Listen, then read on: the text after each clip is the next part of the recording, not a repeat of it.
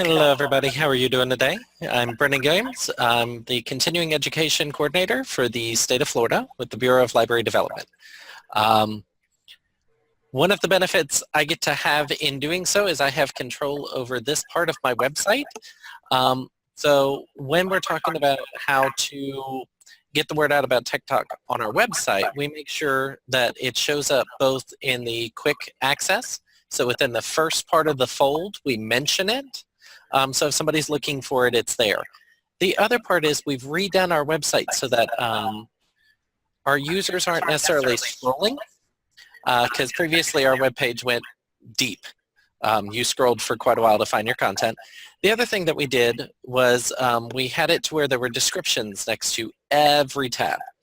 So in order to make it more user-friendly and so people could actually find content on the page, we reduced it down here to include the phrase, "I want to," and then rephrased any of our links to make it very easily understood as to what that link would take you to.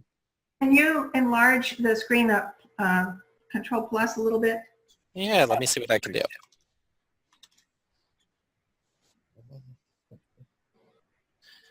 Great, thank you.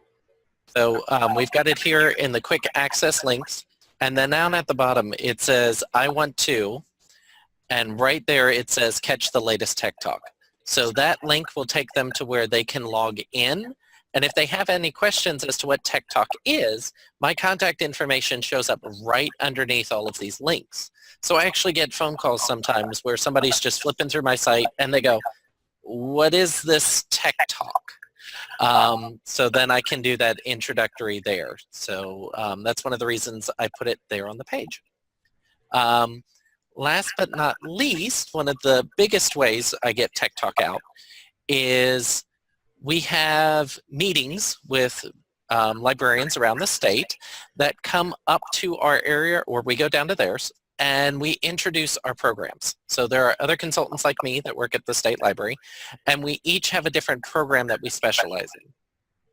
And we talk about what our program is and what they have access to that we provide for them.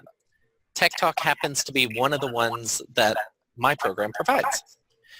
So what I do is I look at who are the incoming audience that I'm going to be talking to, and I check through the database to see if there's an article specific to an area that they might use.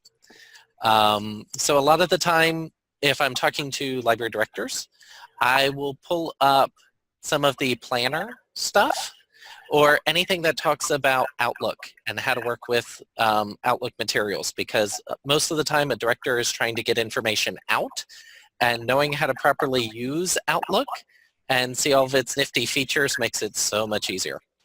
I also show off a lot of the features if we're near budget season on Excel. So really I pull out specific to the audience I'm about to talk to. Whenever I'm doing it for school library media specialists, I'm going to make sure to emphasize all the different Word features because their students typically come in to write papers, and Word is the program that will break on them the fastest or cause some sort of mental breakdown. So I make sure to pull content for the audience that I'm going to talk to. And then we take a second to talk about it and see if there's any more that they would like to see from that product. And that's basically how I get it out there.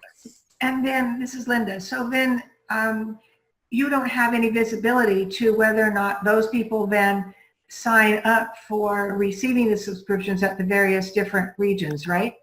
Correct. Okay. Now, I can check with the various different regions. So the way Florida is broken up is we have training providers and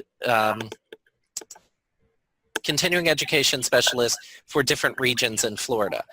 There are MLCs, multi-type library cooperatives, and they distribute the newsletter in their region. So part of when I'm talking about it is I show people the region map and say, if you're in this region, contact your CE provider there, and they'll get you signed in to make sure you have that content. So that's one of the other measures to that I have to do. Thus far, I've never had anyone say, "Hey, I checked and nobody attached me." For the most part, I'll get an email that says, "Thank you so much for pointing this out. I got on the list. These things are great." So it works out fairly smoothly.